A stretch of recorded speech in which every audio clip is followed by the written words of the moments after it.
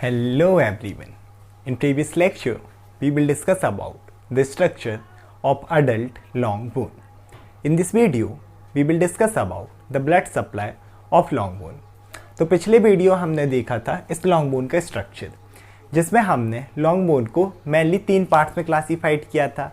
बीच वाला था diaphysis, and वाले हमारे थे एपीफाइसिस, और दोनों के बीच में जो छोटा सा नैरो एरिया प्रेजेंट था इसे हमने बोला था मेटाफाइसिस।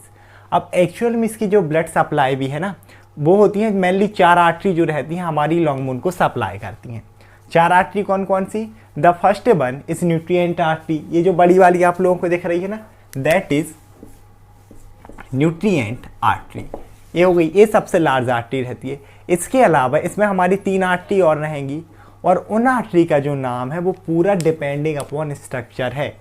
कैसे? जैसे हमारा ये था एपीफाइसिस पार्ट, हमने एपीफाइसिस बोला था, तो यहाँ पे जो आर्टरी सप्लाई करेगी उसे हम बोलेंगे एपीफाइजियल आर्टरी। सेम एस इस पार्ट को हमने क्या बोला था, ये जो बीच वाला पार्ट है यहाँ, ये छोटा सा बीच का हिस्सा मेटाफाइसिस, तो इस आर्टरी को हम बोलेंगे ये वाली मेटाफाइजियल आर्टरी। तो एक हुई हमारी nutrient artery, the second one is epiphyseal artery, और तीसरी जो कि मेटाफाइसिस के पास रहे ये वाली, इसे हमने बोला मेटाफेजियल या फाइजियल आर्टरी, बट ये सिर्फ इसी एरिया में प्रेजेंट होती है। और लास्ट में हमारी होता है 4 टाइप, ये जो पूरी देख रही है ना छोटी छोटी 1 2 3 4 5 ऐसे करके ये पूरी, इन्हें हम बोलते हैं पेरीओस्टियल आर्टरी। देखो इनका नाम भी कैसे पड़ा, हमने आउटर कवरिंग को क्या बोला था, पेरीओस्टियम। तो क्योंकि ये आर्टरी उस आउटर वाले पार्ट को सप्लाई करेंगे तो इन्हें हमने क्या बोला, पेरीओस्टियल आर्टरी। तो ये हो गया हमारे नाम। स्टार्ट करते हैं सबसे बड़ी वाली से, न्यूट्रिएंट आर्टरी से। तो देखो जैसे मैं बोलता हूँ हमेशा कि अपन को रटना है नहीं, इस डायग्राम को देखना है और इसी के अकॉर्डिंग हमें पूरी थ्योरी लिखनी है। तो सबसे पहले अगर हम देखें तो ये रही हमारी न्यूट्रिएंट आर्टरी। तो इन सब में सबसे लार्जर आर्टरी या मेन आर्टरी कौन हो जाएगी, न्यूट्रिएंट आर्टरी। और देखो इसका नाम ही इंडिकेट कर रहा है न्यूट्रिएंट आर्टरी। आर्टरी तो अपन ने पहले भी देखा है कि जो कि क्या करेंगी, ऑक्सीजनेटेड ब्लड को कैरी करेगी ब्लड वेसल, उसे हम बोलते हैं आर्टरी। सेकेंड थिंग कि हम इसे बोल रहे हैं न्यूट्रिएंट, रीज़न ये है कि यही ऑक्सीजनेटेड ब्लड हमारे बोन को पूरे न्यूट्रिएंट प्रोवाइड करता है, क्योंकि बोन एक लिविंग टिश्यू है, और अगर ये लिविंग टिश्यू है तो इसे करना है प्रोडक्शन ऑफ एनर्जी फंक्शनिंग के लिए। दैट बाय इसी आर्टरी से पूरे न्यूट्रिएंट्स मिलेंगे मेनली, तो हमने से बोला न्यूट्रिएंट आर्टरी। अब अगर हम देखें तो हमारी न्यूट्रिएंट आर्टरी सबसे लार्ज है, और वो किस में एंटर कर रही है, हमारी बोन में। उसमें भी देखा तो यहाँ पर क्या होता है, एक्चुअली देखो यहाँ मैंने पूरा ब्लैक बनाया, लेकिन जहाँ से आर्टरी प्रेजेंट हो रही है ना, एंटर कर रही है बोन में, वहाँ प्रेजेंट होता है एक फोरामेन या फोरामेना। और फोरामेन का मतलब होता है एक छेद, मतलब यहाँ एक छेद रहेगा, उसी छेद से एंटर करती है। और इस छेद, यहाँ पर एक छेद रहेगा ना छोटा सा, यहाँ इस छेद को हम बोलते हैं न्यूट्रिएंट फोरामेन, मतलब छेद है। और न्यूट्रिएंट फोरामेन क्यों बोल रहे हैं, क्योंकि वहाँ से न्यूट्रिएंट आर्टरी एंटर कर रही है। तो एक चीज क्लियर हुई है, nutrient artery is the larger artery, और it enters into bone through the shaft. अगर अपन बोले तो साफ्ट में एंटर कर रही है, और किसके थ्रू, न्यूट्रिएंट फोरामेन के थ्रू। यहाँ तक क्लियर? तो अपन सबसे पहले यही देखते हैं, it enters into the soft through the nutrient foramen. यहाँ तक क्लियर? सेकेंड चीज अब आप लोग देखोगे तो यहाँ तो ये आर्टरी आई, उसके बाद देखो मैंने इसे सोचता तो मैं इसे सीधे भी बना देता, सीधे मुझे डायग्राम बनाने में ज़्यादा इजी होता, बट मैंने इसे ऑब्लेक ही क्यों बनाया। ऑब्लेक मीन्स टेढ़ा, ऑब्लेक होगा ना, is oblique, am oblique, are present continuous tense में, तो ऑब्लेक मतलब टेढ़ा ऐसे भी। तो यहाँ पर अपन क्या करें, ये मैंने ऑब्लेक क्यों बनाई, इसका रीज़न ये है, मेरे को शौक नहीं लग रहा था ना, नहीं तो आधे से ज़्यादा लड़कियाँ नहीं, हम तो डिज़ाइन के लिए। अब एक्चुअल में ऑब्लेक बनाने का रीज़न ये है कि आर्टरी ऑब्लेक ही रन करती है, मतलब यहाँ से तो सीधी आएगी, लेकिन उसके बाद वो ऑब्लेक ही रन करेगी। तो enters into the shaft through nutrient foramina, then runs obliquely. किसमें ऑब्लेक रन कर रही है, आउटर पार्ट में, और इस आउटर पार्ट को हमने बोला था कॉर्टेक्स। मतलब अब ये क्या करेगी, रन्स ऑब्लेकली थ्रू कॉर्टेक्स। ये अपनी सेकेंड लाइन क्लियर हुई। उसके बाद इस कॉर्टेक्स के बाद ये पूरा रीजन हमारा क्या था, मेड्यूलरी कैविटी। तो उसके बाद इसने कहा एंटर किया, then enters into medullary cavity. ठीक है, यहाँ तक क्लियर। अब देखो मेड्यूलरी कैविटी में एंटर करने के बाद हमारी न्यूट्रिएंट आर्टरी एक तो ये साइड वाली ब्रांच में डिवाइड हो रही है, ये और एक ये, अब इसमें से एक को हम जनरली बोल देते हैं असेंडिंग ब्रांच और एक को बोलते हैं डिसेंडिंग ब्रांच। रीज़न ये है कि जैसे हमारी लॉन्ग बोन कौन है, ह्यूमरस, रेडियस, अल्ना, नीचे फीमर, यही बोन है। और इनको अगर आप देखोगे तो ये हमारे ऐसे ही प्रेजेंट होती हैं। हम बोले तो क्या बोल सकते हैं, we can say that longitudinally straight रहती हैं पूरी बोन। तो अब इसमें एक होगा अपर एंड, एक होगा लोअर एंड। तो सेम एस जो आर्टरी ऊपर तरफ जाएगी तो असेंडिंग, जो नीचे तो डिसेंडिंग। तो ये दो ब्रांच हो गई। अब उसके बाद क्या हुआ, ठीक है, so it enters into medullary cavity, divide into two branch, one is ascending, another one is descending. तो ये यहाँ तक अपना होगा क्लियर। अब इसके बाद क्या होगा कि आप लोग देखोगे चलो ये असेंडिंग है, ये डिसेंडिंग है, लेकिन उसके बाद देखो फिर ये और भी इससे ब्रांचेस निकल रही हैं। यहाँ पर ये निकाल लेंगे ना, मैं और बना दे रहा इस तरीके से, ये सेम एस यहाँ पर ये। तो ये ब्रांचेस क्या होता है कि पहले तो ये असेंडिंग और डिसेंडिंग में डिवाइड हुई, उसके बाद अब हमारी जो खुद असेंडिंग और डिसेंडिंग है ये फिर से बहुत सारी ब्रांचेस देती हैं, बहुत सारी स्मॉलर ब्रांचेस। यहाँ पर भी एक्चुअल में ऐसे प्रेजेंट होती हैं, ऐसे करके बहुत सारी। डायग्राम समझ में नहीं आएगा इसलिए मैंने बहुत ईजी वे में और सिंपल डायग्राम बनाया। तो ये क्या करेंगी, बोथ दी आर्टरीज है ना और both the branches give many branches, बहुत सारी स्मॉलर ब्रांचेस देंगी, और जो कि क्या करती हैं, make anastomosis with epiphyseal, metaphyseal and periosteal artery. चलो अच्छा, ब्रांच भी हमें समझ में आ गई कि सर ये थी हमारी न्यूट्रिएंट आर्टरी, कैविटी में आई, असेंडिंग डिसेंडिंग में हो गई डिवाइड, और उसने ब्रांच भी दी। अब ये आप अलग से बता रहे हो कि अब अनास्टोमोसिस क्या होता है। तो अनास्टोमोसिस का मतलब होता है मिलना। अनास्टोमोसिस का क्या मतलब होता है, मिलना। यहाँ पर अपन ना बहुत सारे अनास्टोमोसिस देखेंगे। एक अनास्टोमोसिस अपन यहाँ देखेंगे एल्बो जॉइंट में, anastomosis around elbow joint. Same ऐसा अपन नी जॉइंट में देखते हैं, ट्रोकेंट्रिक अनास्टोमोसिस देखते हैं, स्कैपुलर अनास्टोमोसिस। अनास्टोमोसिस का एक्चुअली में रीज़न क्या है कि एक आर्टरी बस तो सप्लाई दे नहीं पाएगी, तो ये मिलके उसे सप्लाई देते हैं। होता ना कि मिलके हाथ बढ़ाना। तो अब यहाँ पर देखो, ये न्यूट्रिएंट आर्टरी की ब्रांच है, हम न्यूट्रिएंट आर्टरी बोल रहे हैं, और ये है हमारी मेटाफिजियल आर्टरी, मेटाफाइसिस प्रेजेंट है। तो ये देखो, ये बन गया ना अनास्टोमोसिस, किस किस के बीच, न्यूट्रिएंट आर्टरी और मेटाफिजियल आर्टरी के बीच। सेम एस एक ये वाला अनास्टोमोसिस किस किस के बीच, न्यूट्रिएंट आर्टरी और एपिफिजियल आर्टरी के बीच। और ये पेरिओस्टियल आर्टरी और न्यूट्रिएंट आर्टरी की यहाँ पर ऐसे ब्रांचेस आएंगी, उनके बीच। तो हमारी न्यूट्रिएंट आर्टरी की ब्रांच इन सभी के साथ क्या करती हैं, एनास्टोमोसिस बनाती हैं, मतलब उनके साथ मिलती हैं, ताकि वो साथ में क्या कर सकें, ब्लड सप्लाई बोन को प्रोवाइड कर सकें। Now we will discuss about the direction of nutrient foramen और the growing end in the bones. अब आप लोग सोच रहे होंगे कि सर ये कहाँ से आ गया, हम तो ब्लड सप्लाई देख रहे थे बस, अभी फालतू में न्यूट्रिएंट फोरामेन इतना सारा कहाँ से आ गया। इसका रीज़न ये है, पहली चीज़ तो मैं इसलिए करवा रहा हूँ for the purpose of knowledge, क्योंकि अगर आप कोई भी चीज़ पढ़ते हैं तो पूरी पढ़ें। दूसरी चीज़ कि ये वाला जो क्वेश्चन है ना, blood supply of long bone, ये एग्जाम में आता है फॉर 10 मार्क्स, तो उस हिसाब से आपको आंसर बड़ा लिखना होगा। दैट्स वाई हमने पहले क्या बताया, न्यूट्रिएंट आर्टरी। अब हम इसमें एक चीज़ और मेंशन करते हैं, डायरेक्शन ऑफ न्यूट्रिएंट फोरामेन। तो हमारी जितनी भी लॉन्ग बोन है ना, अगर अपर एंड में देखो तो ह्यूमरस, रेडियस अल्ना, नीचे फीमर, टिबिया फिब्युला, स्केलेटन में अपन ने बहुत अच्छे से पढ़ा है बोन्स। तो जितनी भी बोन्स हैं उनमें इस न्यूट्रिएंट जो फोरामेन है ना, इसका डायरेक्शन कहाँ होता है, away from the growing and. ठीक है, न्यूट्रिएंट फोरामेन समझ में आया। अब क्या है, away from the growing and. तो अब ग्रोइंग एंड क्या होगा बोन में, अपन ने देखा था अभी इसका स्ट्रक्चर, जिसमें अपन ने देखा था कि ये जो हमारा मेटाफिजियल एरिया रहेगा, यहाँ रहती है हमारी ग्रोथ प्लेट, जिसे अपन ने फिजियल प्लेट भी बोला था, और ये मिलकर बनी होती है कार्टिलेज से।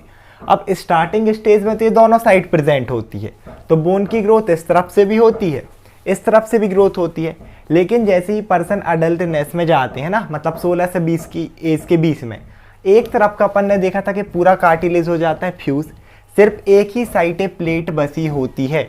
और अब यहीं से इस बोन की ग्रोथ होना है, तो बोन का ए वाला एंड कहलाएगा ग्रोइंग एंड, जहाँ से होना है इसकी ग्रोथ। तो अगर बोन का ग्रोइंग एंड यहाँ पर है तो न्यूट्रिएंट फोरामेना दूर रहेगा, मतलब किससे, ग्रोइंग एंड से हमेशा दूर प्रेजेंट होता है। इस डायग्राम में भी आप लोग देख पा रहे हो, ये है ग्रोइंग एंड। तो देखो इस एंड से दूर है ना, एकदम इस साइड में न्यूट्रिएंट फोरामेना, जबकि और इस साइड होगा। मैं तो डायग्राम में थोड़ा इस साइड है, ये और बिल्कुल दूर, मतलब जहाँ आपका न्यूट्रिएंट, जहाँ आपका ग्रोइंग एंड है, न्यूट्रिएंट फोरामेना का डायरेक्शन उससे होता है अबे, it directed away from the growing and. तो अब हमें देखना कि हमारे अपर लिम्ब में मतलब ह्यूमरस में, रेडियस अल्ला में ग्रोइंग एंड कौन सा होता है, अपर एंड के लोअर एंड।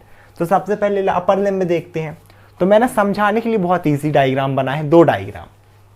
एक ये आप लोग देख पा रहे होंगे, बिल्कुल सिंपल मेरी ये वाली पोजीशन का डायग्राम है। यहाँ पर ये है हमारा shoulder joint, then elbow joint, and ये यहाँ पर हमारा रहेगा रिस्ट जॉइंट। तो अब यहाँ पर ये समझ में आ रहा, ये ह्यूमरस।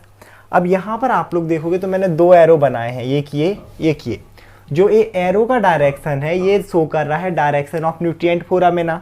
तो देखो अगर हम ह्यूमरस की बात करें, ये हमारी ह्यूमरस बोन होगी। अगर हम ह्यूमरस बोन की बात करें तो न्यूट्रिएंट फोरामिना का डायरेक्शन देखो लोअर एंड। अगर सिर्फ हम ह्यूमरस की बात करें तो ये होगा अपर एंड, सिर्फ ह्यूमरस का ये अपर एंड और ये लोअर एंड।